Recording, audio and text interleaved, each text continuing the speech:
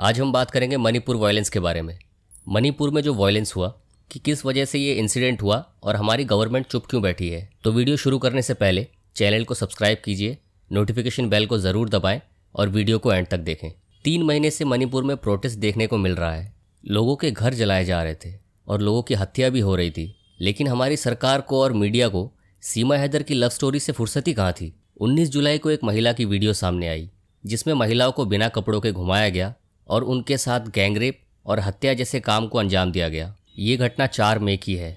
Manipur state में 3 communities belong करती हैं। पहला है मैतीस, दूसरा है कुकीज़ और तीसरा है नागाज़।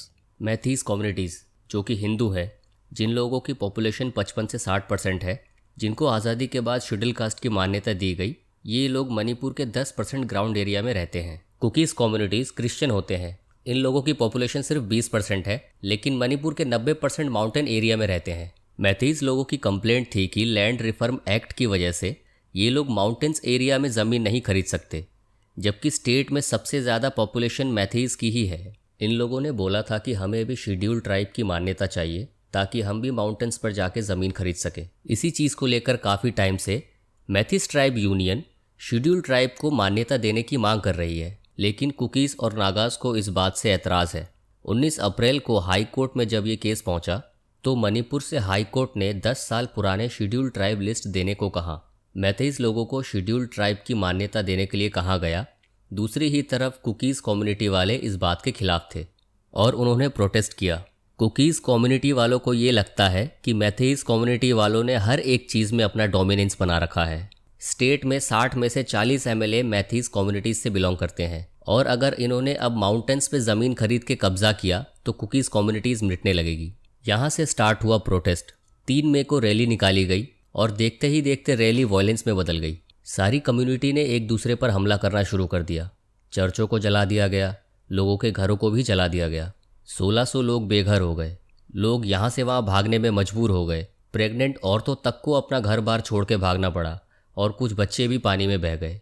पिछले 3 महीने से ये वायलेंस चलता रहा। 150 लोगों की जान चली गई, 5000 लोगों के घर जलाए गए, 7000 लोगों से ज़्यादा गिरफ्तार किए गए और 60,000 लोग लिविंग कैंप में रहने पे मजबूर हो गए। ये लड़ाई अब सिर्फ कास्ट की नहीं थी, यहाँ अब रिलीजन्स को लेकर भी वायलेंस शुरू हो गया। मंदिर और चर्चों पे भी हमले हुए। कुकीज़ और मैतीस सरकार पर भरोसा करना छोड़ चुकी थी, इसलिए वो खुद वायलेंस से बचने के लिए दूसरों पर वायलेंस करने लगे और हालात बद से भी बदतर हो गए। दोस्तों, स्टेट और सेंट्रल दोनों जगह पर ही बीजेपी की सरकार है, फिर भी क्यों कोई एक्शन नहीं लिया गया? मीडिया क्यों इग्नोर कर रही है इस वायलेंस को और क्यों ही सीमा हैदर की लव स्टोरी पर फोकस करके बैठी है? आखिर लोगों को वायलेंस में मरने के लिए क्यों छोड़ा जा रहा है? अगर मणिपुर के सीएम वीरेंद्र सिंह से कंडीशन नहीं संभल रही तो क्यों उनसे रिज़ाइन नहीं मांगा जा रहा है? इनमें से किसी का जवाब हमारी सरकार के पास नहीं था, लेकिन 19 जुलाई को एक ऐसा वीडियो सामने आया जिसने सबको बोलने पर मजबूर कर दिया। वो इंसिडेंट एक्चुअल में 4 मई की थी। इस इंसिडेंट के पूरे एक्सप्लेनेशन को सुन के आप शॉक्ड हो जाओगे।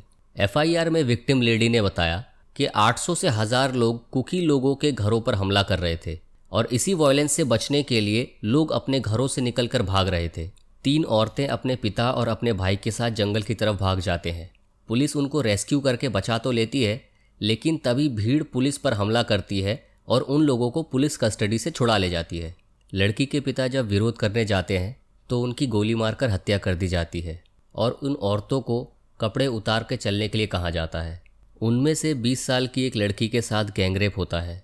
जब उस लड़की का भाई उसे बचाने जाता है तो उस लड़की के भाई की भी गोली मारकर हत्या कर दी जाती है। सोचिए कितना खौफनाक और डरावना मंजर होगा। कितने शर्म की बात है कि ये इंसिडेंट 4 मई की है, लेकिन 2 हफ्ते बाद 18 मई को कोंगपोकी डिस्ट्रिक्ट में 0 FIR फाइल हुई थी और 2.5 महीने बाद एक गिरफ्तारी होती है, वो भी तब जब वीडियो वायरल हुआ। इससे समझ में आता है कि मणिपुर का लॉ एंड ऑर्डर कैसे काम करता है। इतना कुछ होने के बाद जब मणिपुर के सीएम से एक टीवी इंटरव्यू में पूछा गया इस इंसिडेंट के बारे में, तो उन्होंने कहा कि आप लोग एक वीडियो देखकर इतना बोल रहे हैं, ऐसे लाखों केसेस हैं।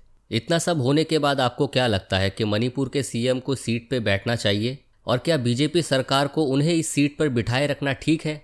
इतना कुछ होने के बाद अगर मणिपुर के सीएम चुप हैं तो इसका मतलब है कि उन्होंने कोई एफर्ट्स नहीं डाला है इस वायलेंस को रोकने में।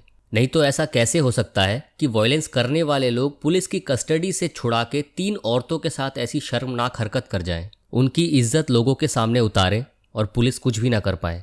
दोस्तों, आपका क्या ओपिनियन है कमेंट करके ज़रूर बताएं। वीडियो में एंड तक बने रहने के लिए थैंक यू। अगर आपको वीडियो इन्फॉर्मेटिव लगी हो तो ज़्यादा से ज़्यादा लाइक करें, चैनल को सब्सक्राइब करें और वीडियो को शेयर करें। मिलते हैं नेक्स्ट वीडियो में, तब तक के लिए गुड बाय।